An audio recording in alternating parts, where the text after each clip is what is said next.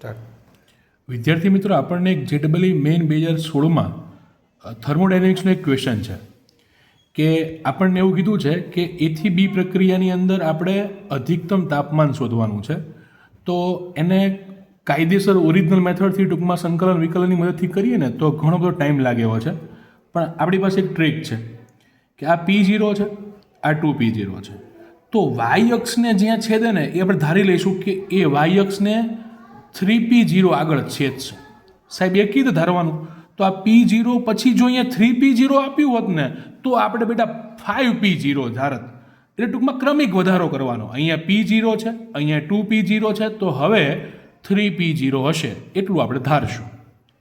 બીજી વાત કે મેક્સિમમ એટલે કે અધિકતમ તાપમાન માટેની બેટા ટ્રીક છે nRT maximum is equal to c²/4m।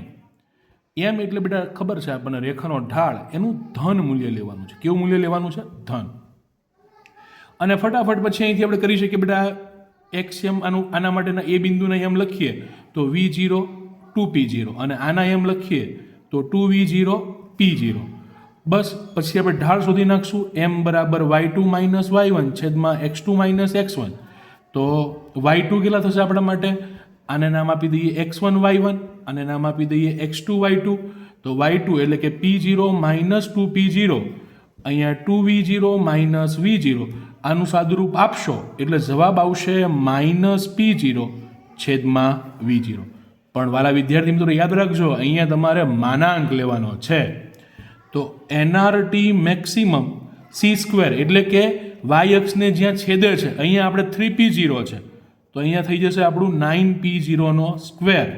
4m, એમ ઢાળ ધન લેવાનો છે, P0 છેદનો છેદ અંશમાં જાય એટલે કે V0, P0 કેન્સલ, તો T maximum is equal to 9P0 V0 છેદમાં અહીંયા આપણે જોઈએ તો 4nR, આવો આન્સર આપણો આવશે।